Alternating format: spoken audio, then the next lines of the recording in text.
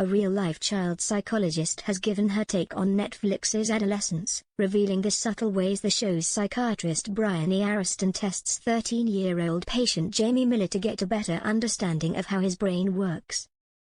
The Netflix drama about the shock arrest of a teenage boy who is found to have stabbed one of his female classmates blew up in the UK, shooting to the top of the streamer's viewing charts.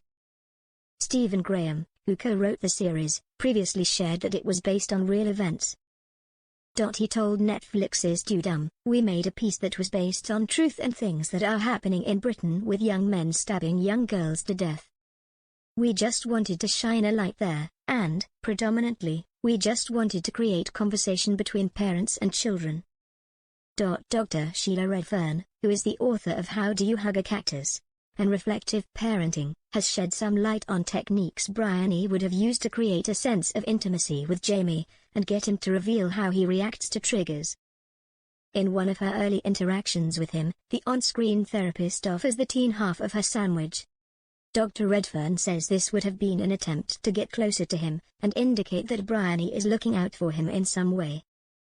However, she consciously gave him a sandwich with pickles in it, which is a filling she knew the boy disliked.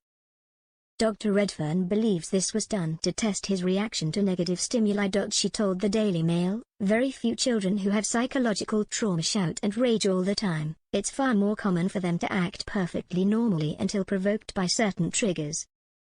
I'm not persuaded that bringing food Jamie won't like is terribly clever. No psychologist I know would do something so deliberately provocative when interviewing a child." Dr. Redfern also thinks Briony watched Jamie via CCTV after one of his outbursts to get a sense of his attachment style. According to the child psychologist, his reaction to her leaving the room would indicate how he views his relationships in general. If he seemed stressed and upset by her walking out after his tantrum, that would suggest he has an anxious attachment style or abandonment issues.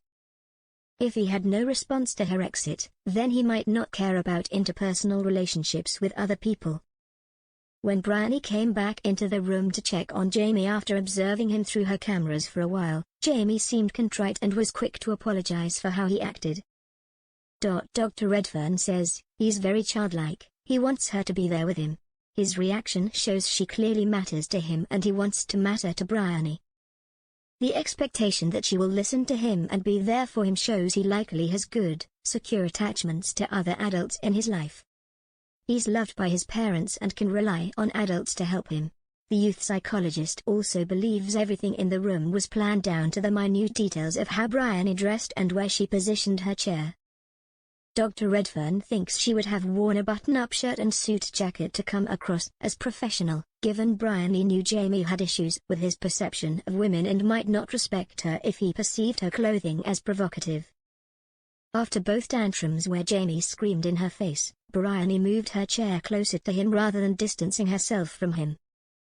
Dr. Redfern pointed out that this would have been intentional, adding, "It's only when she's sitting right next to him that he really opens up to her," revealing his incel, involuntary celibate, ideology, a cyber subculture in which men blame women when they can't find a romantic partner, legitimizing violence against them.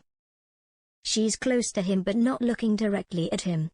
By not forcing him to make eye contact with her, he opens up. He is clearly craving that closeness.